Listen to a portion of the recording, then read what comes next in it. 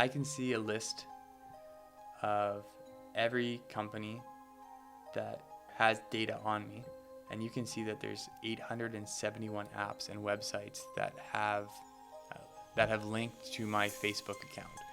There's so much data.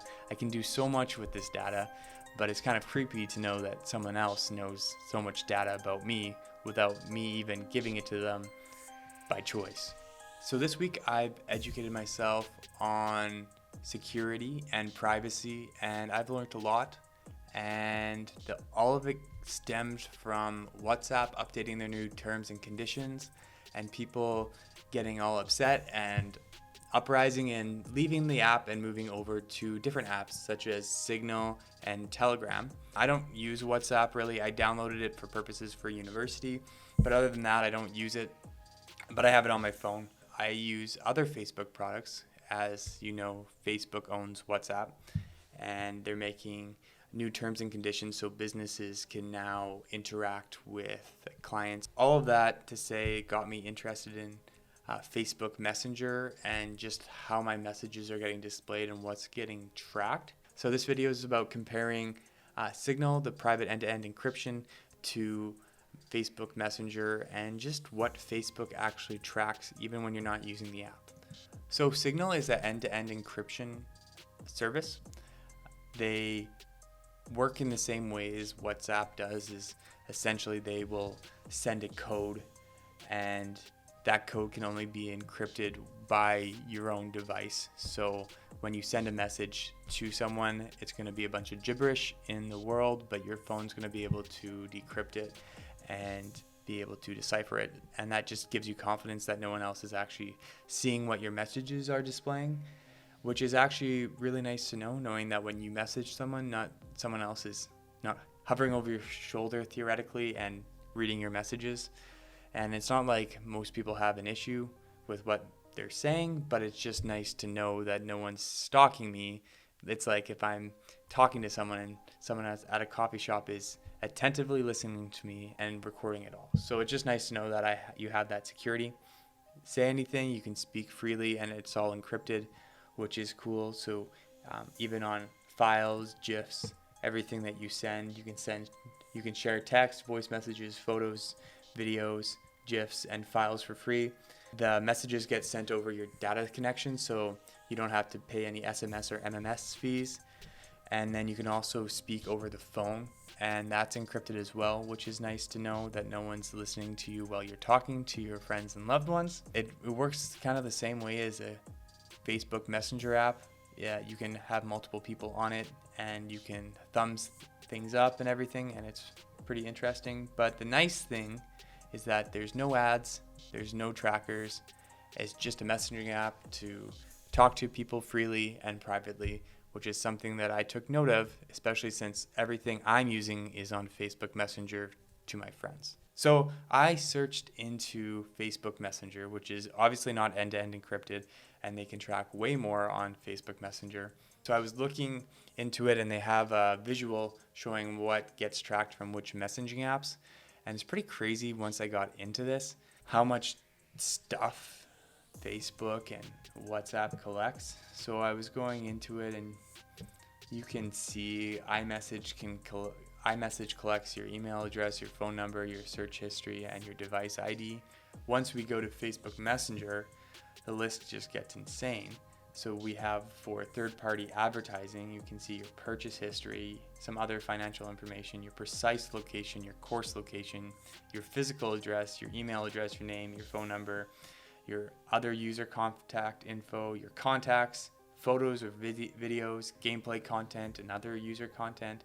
Then it can also track your search history, your browsing history, your user ID, your device ID, your product interaction, your advertising data. The list just keeps going on. You can download a lot of your data, and that was interesting to me because I'm a business analyst and I like data. So all this stuff is creepy to me, but it's like, there's so much data.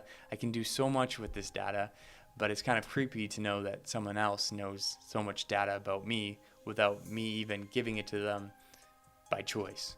Well, I signed the terms and conditions, which is my choice. So if you go to Facebook, you can actually track what it's getting tracked about you.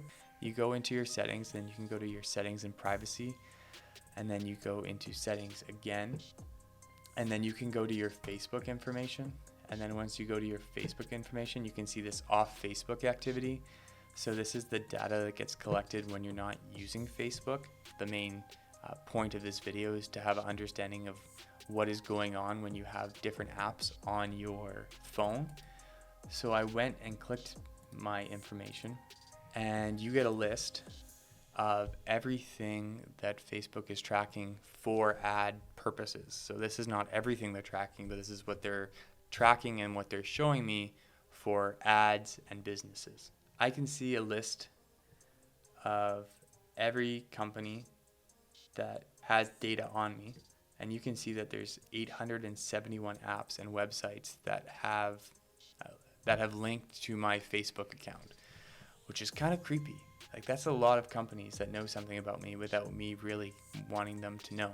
You can see that there's 11 interactions, and you can see some of the examples of what those interactions are. So it can track when you open an app, when you log in with Facebook, when you visit a website, you search for an item, when you add an item to a wish list, when you add an item to a cart and made a purchase or made a donation.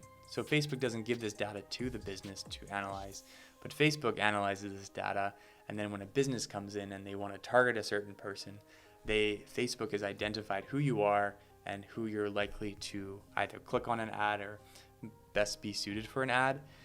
And it's just kind of crazy. It's kind of crazy that Facebook has this whole form and whole sheet based on who I am without me even telling them. They're just tracking it in the background. So from a business analyst perspective, it's super cool because Facebook has created a identity for me and who I'm most likely to suit with. So if I'm a small business, I'm going to be able to target myself.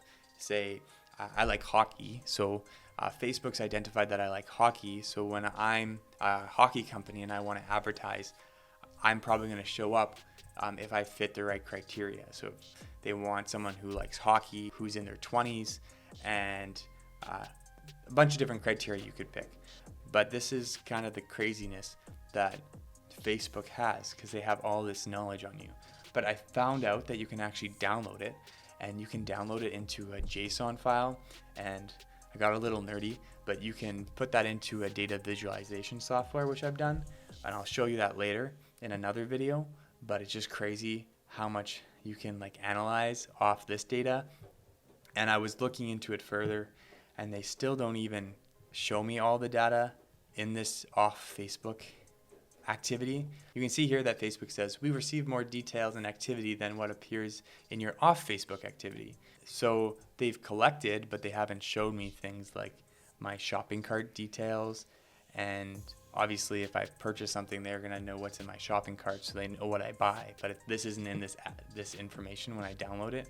So it's just crazy how much can get collected about you. Facebook, Instagram, WhatsApp, Facebook Messenger, having any of these apps on your phone gives Facebook the right to track what you're doing even when you're not on the Facebook app, which is kind of crazy. So it made me think, do I really want to use it and then sacrifice everything that I search and everything that I do on my phone just so I can message my friends? And for me, I don't know if I want to do that. I know the deeper you go into this, the more you can get tracked and the more crazy it gets. But what are you in control of and what can you do? And for me, I have a messaging app on Messenger, and I would like to switch that. And I think switching to Signal would be pretty awesome, since it seems like it works perfectly fine. It's end-to-end encrypted, and you can do group chats and everything. So that's something that I'm interested in and that I would like to do. So all that said, what is your privacy worth? This was an educational video just to kind of inform, or just the beginnings. I'll show another video about what I actually can do with the data from Facebook, but to identify what is possible on the internet and if that's worth using their platform. So if it's messaging your friends or keeping up with people that don't live in the same city as you, is that worth it to have Facebook know everything about you and have a dashboard about who you are when you don't even fill out a form to tell them who you are. It's just crazy. Hope this video helped you out. I want to help you out just like I would my brother, and this is definitely the case for this. So if you want secure end-to-end encryption where nothing can get tracked or the most minimal, Signal's the way to go. And I'll be making maybe a few more videos on this because I want to visualize my data from Facebook and show you, because that would be pretty cool. Okay, see you in the next video.